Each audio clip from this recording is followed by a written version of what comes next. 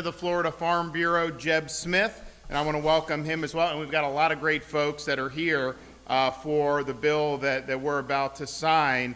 Most of the people in this room know how important of a role agriculture plays in Florida's economy, but also in Florida's culture, particularly from the very beginning of our state all the way through. It's been the lifeblood for so many families and for so many of our citizens.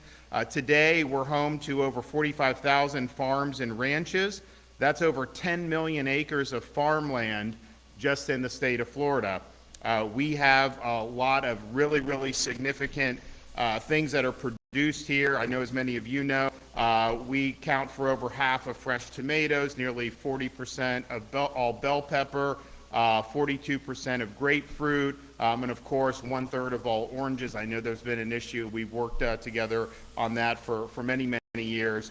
But our floriculture sales account for 18% of the U.S. value, and that's over $1.16 billion for natural agriculture production. We have 140,000 jobs, and the total agriculture production for everything is over $11 billion just here in the state of Florida. So that's a big deal. There's a lot that goes into that. We've been very helpful since my time as governor. I know when the commissioner was in the Senate, we were able to do the Right to Farm bill to update that, to make sure that folks were able to earn a living and to pursue their dreams without excessive government interference. We also have done a lot to preserve farmland. We did the Rural and Family Lands Protection Program. That provided hundreds of millions of dollars for Florida's farming, forestry, and ranch land to be preserved. You know, we've done a lot apart from that too. The Florida Wildlife Corridor, we've done a lot on Everglades. I'm proud that the state's growing, and there's a lot obviously to do, but we don't want the whole state to be a parking lot. We don't want the whole thing to just be cement. We want to make sure that this part of Florida is preserved. And so that's had a big deal. I know the commissioner and the cabinet has worked with me already to protect over 140,000 acres of farmland from being sold. And I think, most of the time it's sold, it ends up being, a housing community or something like that. And look, people want to move to Florida because so many of these other states get all this stuff wrong, that they want to be in a free state. People ask me about, you guys are doing this, you're doing that. How do you guys do it? And I say, well, there's a lot that goes into that. But as governor, I do have a cheat code. I can simply look to California, Illinois, New York, and then do the opposite of what they're doing. And it usually works out pretty good. So we've got a lot of people that want to come, and that's fine. But we also want to make sure that we're doing what we can to preserve an important part of Florida's heritage. We even did something last year on this lab-grown meat. And people said, let people, choose to do lab-grown meat. And some people said it may not be good for you, it may not be safe, we don't know yet. But that really wasn't the reason why I signed the bill. The reason why I signed the bill is that this lab-grown meat is part of a larger agenda. People like the World Economic Forum, others, they view agriculture as the problem for global warming. They view cattle as the problem for global warming. And so it's not that they just want to give consumers a choice with this. Their goal in pursuing this is to basically drive the cattle industry out of business. And that's not going to happen today. If we had not done the bill, it wouldn't have happened today. It may not happen next week, next year, but that is the goal. So we can sit there and just act like that's not the case, or we can nip it in the bud. So we chose to just nip it in the bud. I'm not playing the games of the World Economic Forum. I want to make sure that we preserve the cattle industry, not only in the state of Florida, but throughout the entire United States of America. And that was one part of a battle that we fought that wasn't limited to agriculture, but had a huge impact. And that's this whole idea of so-called ESG, environment, social governance. We launched a frontal assault against this in Florida many years ago. See, now it's fallen out of favor. At the time, it was like the thing to do. You have these massive companies falling all over themselves to try to do ESG scores. What's this? What's that? And part of the ESG was they really wanted to kneecap the way farmers did their jobs. A lot of the things that go in to modern agriculture, they did not want to even allow that to happen. That was their ultimate vision with some of the ESG stuff. And so, it went just beyond agriculture. It went into a whole bunch of other things where big corporate financial institutions had to have like DEI policies. You had to have all this other stuff.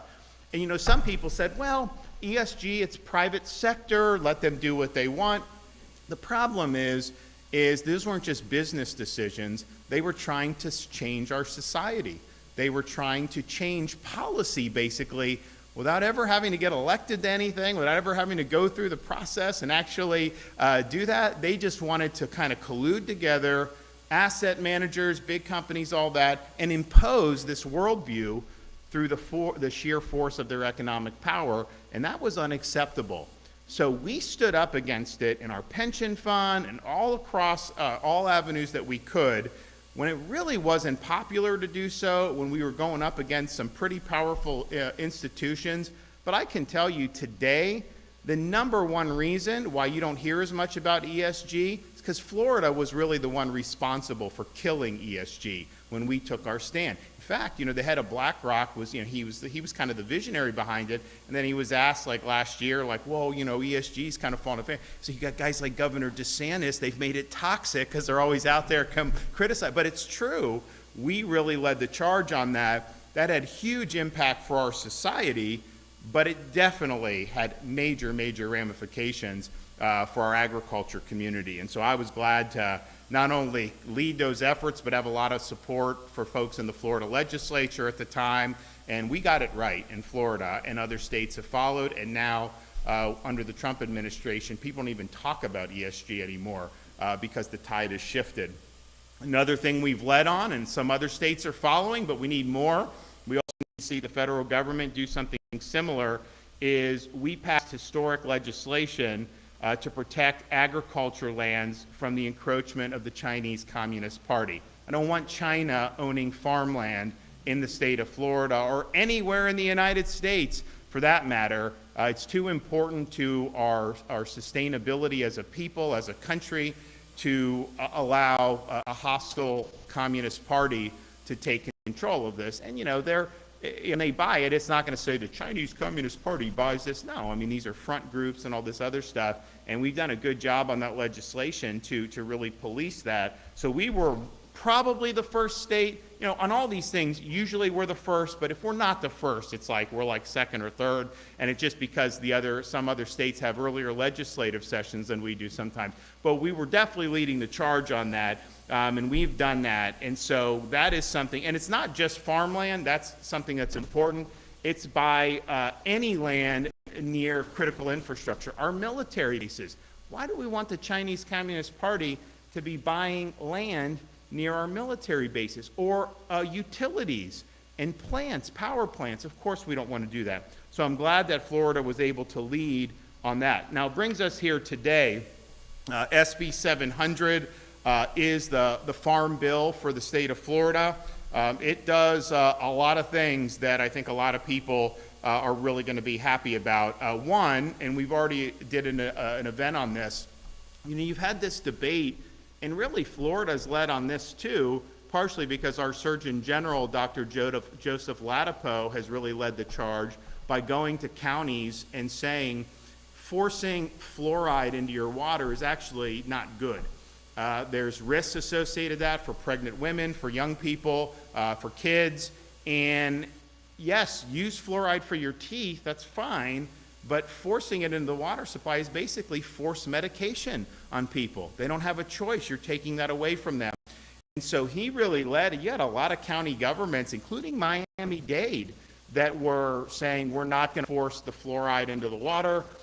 People want to use it on their teeth, great, but it's readily available now. And so that led to this being put in the Farm Bill to say, that local governments cannot engage in this fluoride forced medication. So the counties that did it are great, but now that's going to apply statewide once we sign the bill and it formally goes into effect. And it raises a larger issue about, and I think we saw a lot of this with COVID that we had to fight back against. They had certain views. you should wear a mask when you're outside in 95-degree temperatures. No, thank you, but that's what they were saying. They were saying that kids should get a COVID mRNA shot, even though we still don't have data to this day to justify doing that. And so they tried to push a lot of policies on people. And I think what it is I think some of these people, they think that they know better for you than you do for yourself.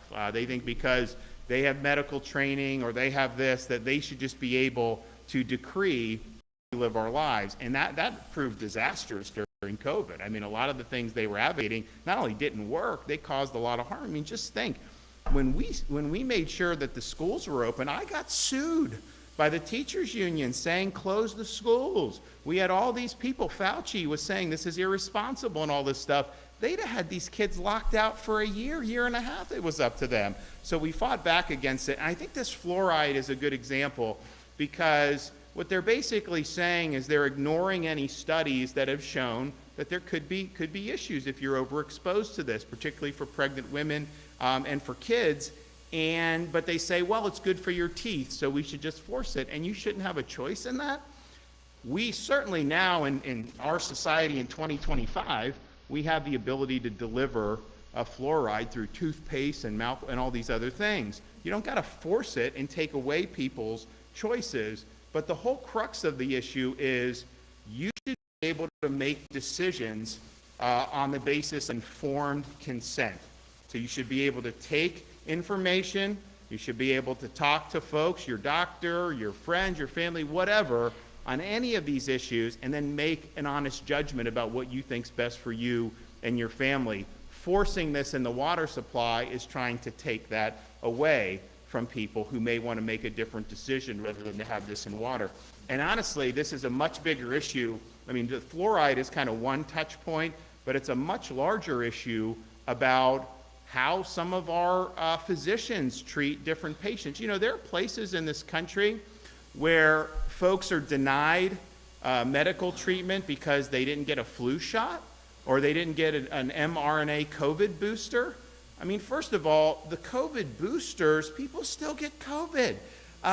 The idea that that is like something that you should have negative consequences because you decide not to is ridiculous. And the flu shot, I was in the Navy, they would force me to take these flu shots. And it's like, honestly, sometimes you have a negative reaction to it, right? And the data on it is not great. It's very underwhelming. And so to say that someone that may need medical attention, that you're not going to treat them because they haven't done this, that is not what informed consent is. That is saying if you don't do what they're telling you to do, you're going to have really serious negative consequences. Well, it's not a free choice at that point. And you even have some pediatricians, they will not take children as patients unless the children get all of these, like the COVID jab. And first of all, CDC put that on the immunization schedule, and we were opposed to it from day one because there wasn't data to support it. We were the first state in the country to recommend against mRNA shots for kids. And people would say, we think it may be harmful for kids. We didn't even need to go into that debate because there was never data showing a benefit to kids. And so if there's no benefit shown through a clinical trial, then how are you even doing this? But that's what it's coming to in this country, where you're penalized for making a choice based on the available information. And I don't think that that's right. I know we extended some of our medical freedom protections this year with some of the legislation that was passed. But honestly, we need to do better in Florida. We need to make sure that parents are able to make choices without suffering consequences for rational decision and choices that they make. But I think this fluoride thing was important. We're leading the way on it. We got kudos from the HHS Secretary, RFK Jr., and I know a lot of people were happy to see that. And I think you're going to see a lot of states that are going to follow suit with that. So we stand for informed consent, and I think that's really, really important. This bill also builds off previous ESG discrimination prohibitions to include protections against discrimination based on certain environmental policies or artificial emission targets. Some of this stuff, and obviously it's on the decline with the Trump administration replacing the Biden administration. But it got to the point, we rejected a lot of the Biden highway money, hundreds of millions of dollars, because in order to use it, I had to jump through these DEI hoops and these ESG hoops. They wanted us at the state of Florida to monitor your tailpipe emissions from your vehicles. I ain't doing that. I'm sorry. And so we sent it back to Elon Musk. And Elon is happy to take it. Biden's people, they didn't know how to take it back because no one had ever given up money back. But I think it's really important that we strengthen those ESG protections, and this does do that. And also, for the first time, this bill provides the state with the ability to return solar fields back into agricultural production, which, this solar, look, first of all, I'm not opposed to solar, right? But we shouldn't be doing Green New Deal policies where you're trying to put a thumb on the scale. Environmentally, people act like because there's no carbon emission from a solar panel, there's a lot that goes into producing those panels that they don't want to tell you about. But then what happens? It takes up massive pieces of property. It's not nice to look at, but then it really degrades the property. There's a lot of waste that's created. So I think transitioning some of this stuff back into production, I think that's going to be really, really positive for the state of Florida. And I can tell you, we did an energy bill 2 years ago or I think it was last year, where we basically said in Florida, our energy policy is not to stop global warming, because we can't, that's ideology. Our policy is about affordability and reliability. And that's important for consumers to have the most affordable options. And if you look, our utility rates in Florida are half of what they are in California. Now, I would like to pay, I think everyone would like to pay less always, but the reality is the states that have done the Green New Deal policies, the costs have gone up. But reliability, you guys have been through, we had Helene, we had Milton, those further south, we had Ian in 2022. We've had 6 major hurricanes in 7 years in this state. And we had 10 years where we didn't have any hurricanes, right? And historically, that's the way it goes. You tend to get some, and hopefully we're beyond that, and hopefully we've got a little runway here. But the reality is one of the best things that you can do, apart from the emergency response if anyone's life or safety is in jeopardy, which we do very well at the local level and at the state level working together and have saved a lot of lives. But the best thing you can do is to make sure that the lights are on for everybody. If you get everybody's lights on, then everything else you have to do to recover from a hurricane becomes much simpler and much easier. Well, some of these policies around the country where you have to have a certain amount of solar and wind into the grid, well, what does that lead? It leads to blackouts. That's what it leads to. So Florida's been very reliable, and I'm really excited to do that. So I'm not against if people want to do solar, but I don't think we should subsidize it, and I don't think we should harm traditional energy, and especially Florida. We've had huge decrease in carbon emissions over the last 10 or 15 years, not because of solar, because of natural gas replacing coal. That's been a huge, huge thing, and that's been very, very reliable, so I appreciate it. This bill also strengthens our foreign influence laws by prohibiting charitable organizations from soliciting or receiving funds from hostile foreign countries of concern, and that includes the People's Republic of China, Russia, and Iran and Cuba. So I want to thank them for doing that. So we're happy to be able to do this. I think that you're going to see a lot of positive coming out of this. I know Senator Truenow was instrumental in doing it in the Senate, and I want to recognize him as well as Representatives Tuck and Danny Alvarez in the House for their diligent work delivering policies that hopefully will have a really positive benefit for Floridians now and in the future. And so with that, before we get to signing it, we're going to have some more comments, and so I'd like to invite up, we'll do one at a time. We'll do Simpson, Albritton, and then Jeb Smith, and so we'll start with the Commissioner.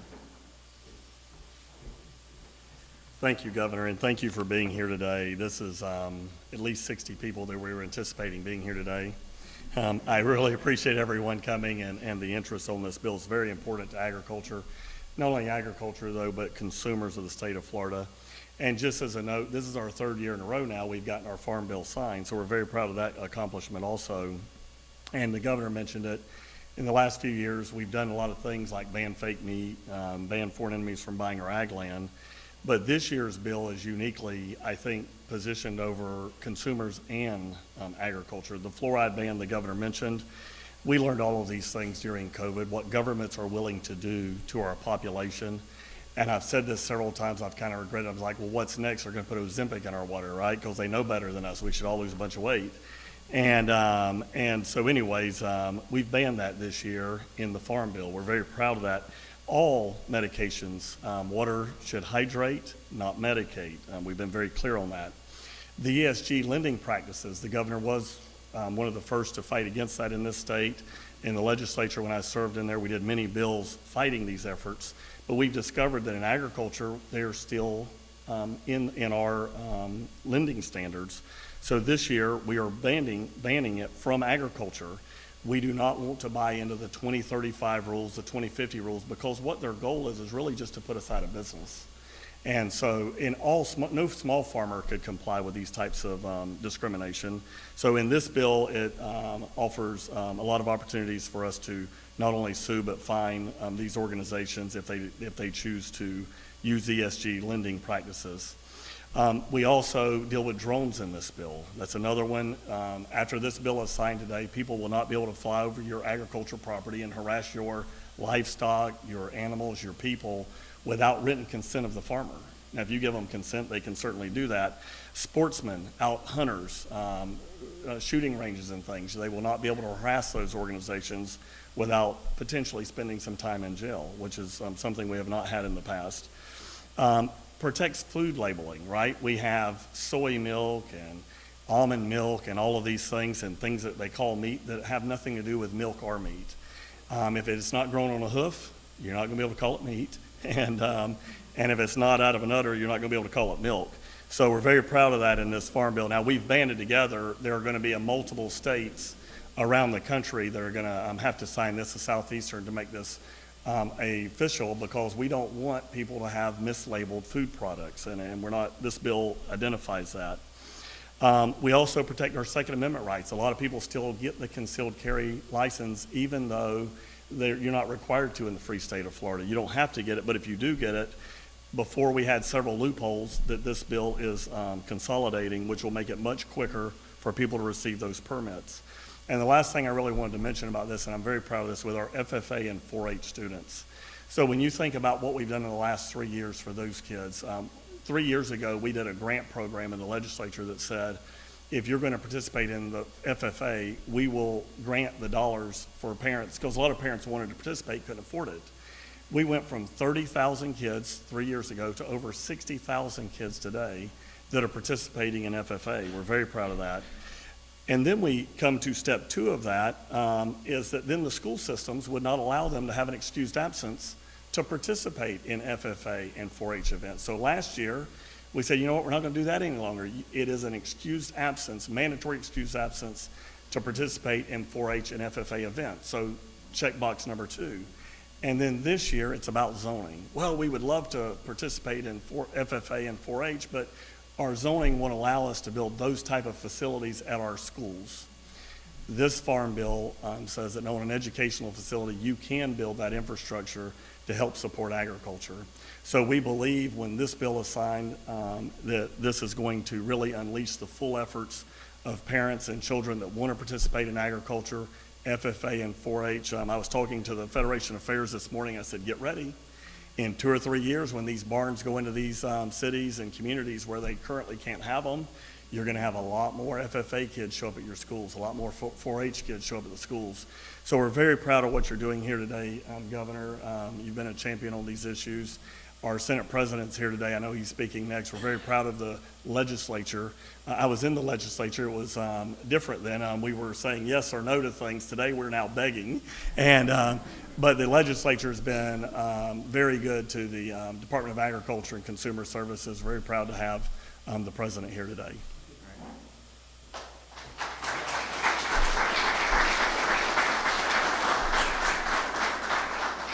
And just before I turn it over to Ben, you know, on this, because Wilton raised this issue of things like soy milk and all this stuff. First of all, I don't do any of that, right? I mean, I do like kind of how I am. am, and I think a lot of people are like that, but others are not. But I will tell you this, whether it's legit or real or not, the one experiment I know is that there was one day where our kids in second, first, and pre-K, and they were probably even younger then, that they were very hungry, and they asked their mom to please make them macaroni and cheese. The problem is we didn't have any milk in the refrigerator. So the First Lady decided to use the soy milk to make the macaroni and cheese. Let's just say that did not go over well with our kids. And to this day, they still give my wife a little bit of, you know what, about the fact that she tried to do macaroni and cheese using soy milk. Ben? Very nice. Hello, everyone. So, first of all, I want to thank you, Governor, for your support of Florida agriculture. You've been steadfast in all the efforts that you've brought through, and thank you for that. Commissioner Simpson, thank you very much, not just for your leadership in the agency today, but through the legislature. The list of your accomplishments are very, very long, something you should be proud of for sure. Jeb and Ed, Blaze, Keith, thank you very much for being here. Then I also want to thank you, Wilton, and Governor, for using all of my talking points. That's fantastic. I want to point something out to the people in this room. Yeah, that's true. I want to point something out to the people in this room and anybody that can see us out there through the cameras.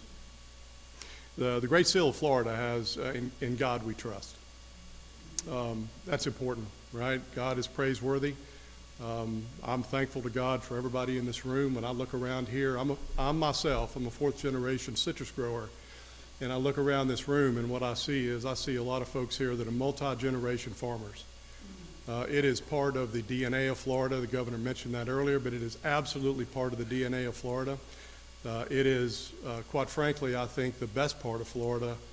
Whether it was 1 acre or 10 million acres, Florida farmers bring a value that nobody else can bring. The resilience, you used the word resilience, Governor.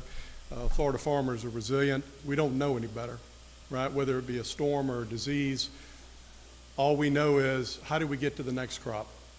And the great news is back home, most everybody that I spend time with grows something for a living. You can learn a lot from people that go through that exercise every day.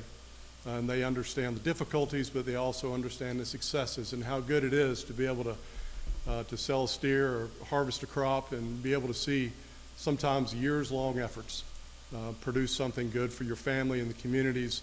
So I applaud everybody here that grows something for a living and anybody that can hear my voice out there. We are thankful to God for you. We are thankful that you are in the fight. The Florida Senate, I can tell you, for various reasons, but we are in the fight to support Florida agriculture. It is very, very important. One piece I will mention that was not part of this, that one piece y'all didn't take. Imagine a hurricane comes through, God forbid, right? And you have your family and you're trying to evacuate, and you are going down the road and you come to a gas station, or you're trying to just get out. Right? You come to a gas station and there's no power, right? The gas is in the tank, it's below the ground, but you can't have access to it. You come to the next one. Same thing, you're at a quarter tank in your own car.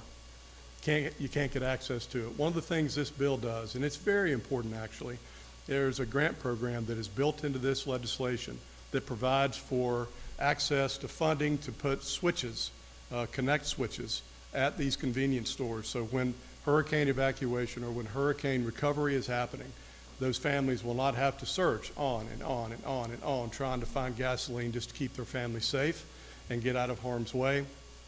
These switches will go a long way to making sure that we have generators are connected to these places and we'll have access to that gasoline. The last thing I'll leave you with is this, and this is very important.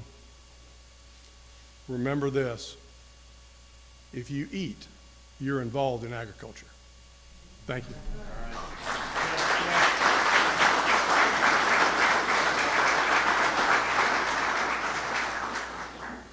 Well, I tell you what, it blesses my heart to see such a large group of folks and Governor, from all over this state, from ranging in ages and commodities. Thank you all for being the importance of what this is to Florida agriculture. Give yourselves a round of applause on that. I want to say thank you, Governor DeSantis, for signing this today. Commissioner Simpson, for your leadership, and others as well. It is truly an honor to be able to stand alongside leaders who govern, and I will say by upholding our values and by conviction, consistently putting Florida and its people first. You know, agriculture is not only the backbone of Florida's economy, it is the cornerstone of our national security. You know, from fresh produce on our tables to the fiber and foliage that support countless industries, Florida farmers and ranchers work tirelessly to feed and supply not only our state, but the entire nation. Their work is vital, and it deserves policies that protect and strengthen their ability to succeed. The Florida Farm Bill is a critical step in that direction by addressing essential needs, such as, and one thing that wasn't mentioned, our workforce housing for legally verified agricultural workers. This legislation ensures that our farmers have access to a stable, dependable labor force, and it supports those who follow the law, contribute meaningfully to our communities, and help keep our agricultural economy thriving. You know, we commend Commissioner Simpson, Senate President Ben Albritton, House Speaker Danny Perez, Senator Keith Trunow, and Representatives Kaylee Tuck and Danny Alvarez for their leadership and commitment to this issue. Their work on the Florida Farm Bill directly supports agricultural production in Florida and Governor DeSantis' broader efforts to combat illegal immigration while also assuring adequate employment by providing the workforce required for our state's agricultural industry. By prioritizing legal workforce solutions, this bill reinforces the governor's mission to protect Florida communities, uphold our legal standards, and put Floridians first. This bill is the result of exceptional, great leadership in Florida, targeting practical and deeply supportive of both our economy as well as security interests.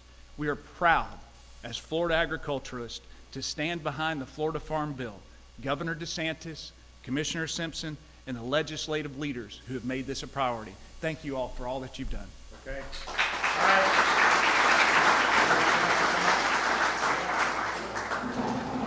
Gather around. All right. So today is, what's today? 15. May what? 15.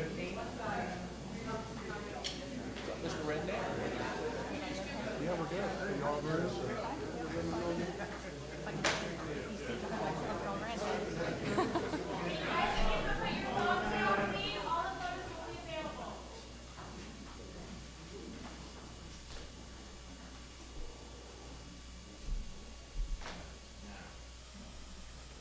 So I've got young kids. Who wants a pen? How young? You're maybe young enough for that. You're mature enough. You can handle permanent. Anyone else? Any kids out there in the audience? Do we have any more? Anyone want to bring something home for their kids? Okay, there you go. Come on, right here. Well, these are the normal ones, so you guys want anybody? One more. All right, here we go, guys, right here.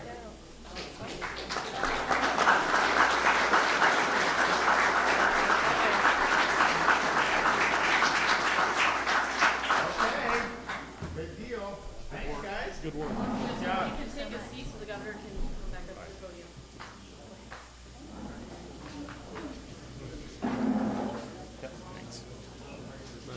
Yep. Yeah, of course.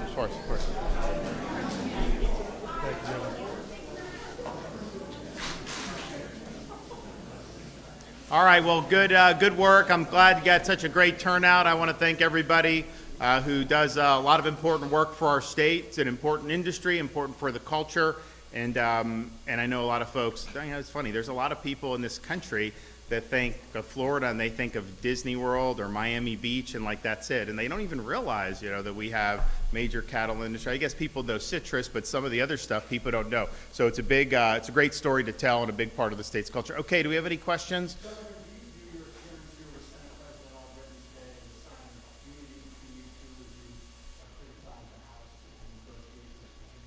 I think it's more just the fact that there's things that are important here. I mean, I've been very passionate about the fluoride issue. I think it's important to not have forced medication. We have worked well together. I think he's somebody that is trying to do the best he can to represent his constituents, to obviously manage his caucus, and then ultimately to do what's best for Florida.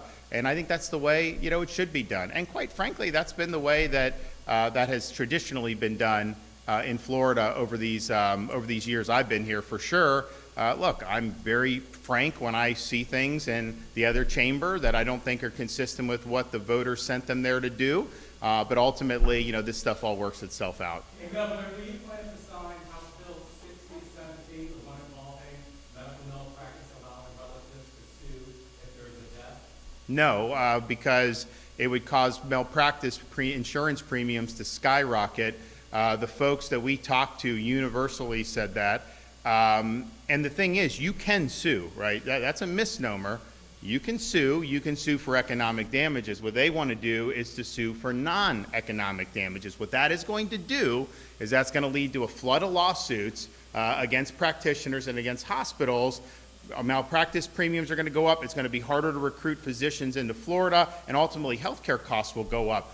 What I suggested that was done, and I know there was some support of it in the Senate, is that if you had caps on the amount of damages people could seek, that would disincentivize a lot of jackpot justice. And so if you had situations, you already can do economic damages, then you would be able to do non-economic, but you would not be able to kind of hit the lottery. You would be able to potentially get within the realm. And so that, I think, is what's missing. And, you know, we've spoken with a lot of folks in the healthcare, hospitals, physicians.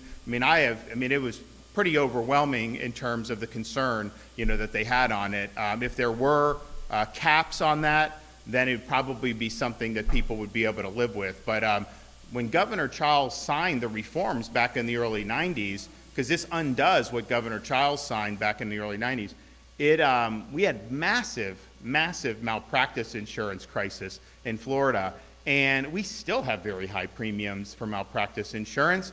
Part of it is, you know, we've had a lot of litigation over the years. We did have caps that were put in that the old liberal Supreme Court said were not constitutional. I don't think that was the right decision, and I don't think this current court, would reach the same conclusion. But that was done because they were dealing with a crisis. And so, and I understand, obviously, and as somebody who respects physicians, I also lived through COVID, and I understand that they get things wrong. So I'm not opposed to holding them accountable for medical malpractice. To the contrary, I think you need to do that. And I know there have been people that have been victimized, have family members, and it's a really, really sad thing. But I also know you have to look at the global view. What is it going to do for the overall access to care, prices, the willingness of physicians to come here? And that was very clear to me in speaking with folks. Yes? Do you have a message for the family of Glenn Rogers who's being executed? Do I have a message for the victims' families? Yeah. Well, the victims, part of the frustration of this, I support capital punishment because I think there are some crimes that are just so horrific, the only appropriate punishment is the death penalty. And I know there's some people that disagree with that, and that's fine, but that's my judgment.